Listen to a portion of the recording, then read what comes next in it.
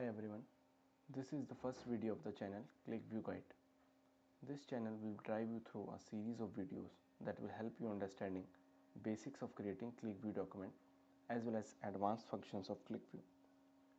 In this first video, you will get to know the interface as well as how to extract and load data in Qlikview. When we first open Qlikview, we see the start page which we close. To open a new document, go to File, New, or you can use Ctrl+N. Close the new document wizard. The screen we see here is standard user interface, which is blank. This blank sheet is where I will create the dashboard layout. As a standard practice, I will turn on the design toolbar. To turn on the design toolbar, go to the view menu, toolbars, design. You can see a new row at the top of the screen. Click on the grid icon to turn on the design grid. Before proceeding, we should save the document.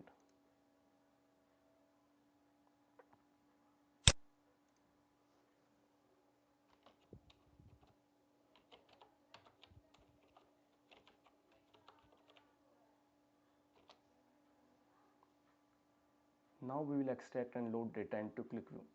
For this we open script editor. You can use script editor icon or use Ctrl+E.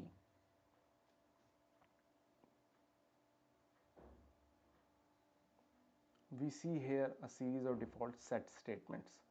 These reflects my software settings and may vary for the user in different geographic locations. Qlikview offers extraction of data from variety of sources and databases. But in this series of videos, we will work with simple spreadsheets. For this project, I will be loading data from 5 files. So I will be creating a tab for each data load. Click on the tab menu and add tab to add a tab.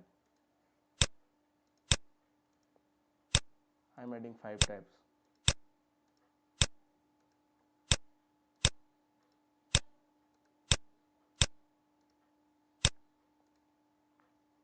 Before extracting any data, we check the relative path checkbox. Checking this box means before importing that the file path references are created relative to current Qlikview document file locations. This is helpful when working with a predefined fixed folder structure in which data files and applications are stored. Checking it enables entire folder structure to be moved between platforms without the need of redefined path names. I am already having some sample data files, so I click on table files and choose area data. Once I have selected the data source, Qlikview prompts me with the file wizard. After previewing, I can see that column data are incorrect. To replace the existing column header with the information in the first row of the data, I choose embedded labels from the labels. Now I can see that column headers are correct, so I click on finish. In the script editor, I can see a load statement preceded by the word directory and a semicolon. I am replacing this with the name area followed by a colon.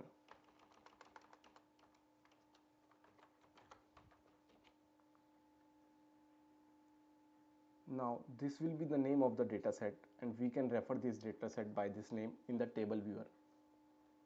This data has not yet been stored in memory. To load, we need to click on reload icon. Qlikview prompts with the dialog box that has some data fields.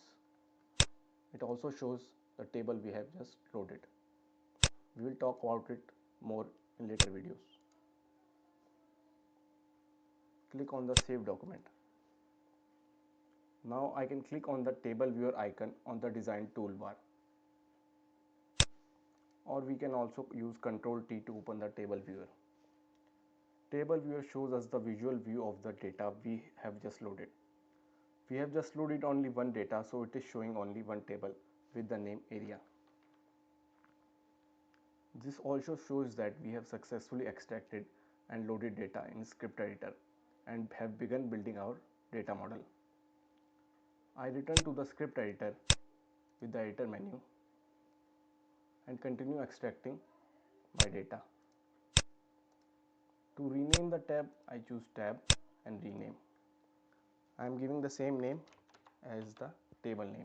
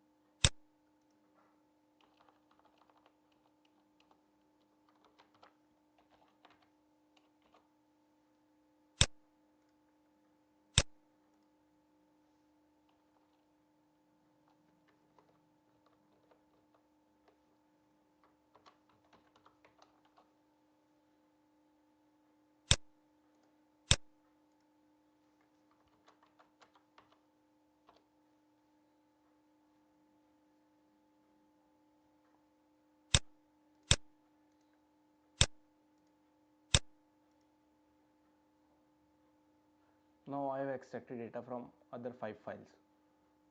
To load the data, I again choose the reload option.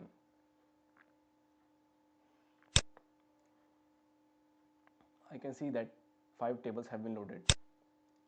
I click on OK and go to the table viewer. I can see that all the 5 tables are present in the table viewer. These are table names and these are the column names. We can see that these tables are linked because they have columns with the same name in another table, like address number, and this is the address number. This one table sales is not connected with any of the table because none of its column match with the name of the columns in other tables. To link this column, I return to the script editor. I already know that the field cust key of the data sales is same as the field customer number of the data customers. So I make an alias for the field cust key. First, before that I choose customer number and copy it and make an alias for the field cust key of the data sales.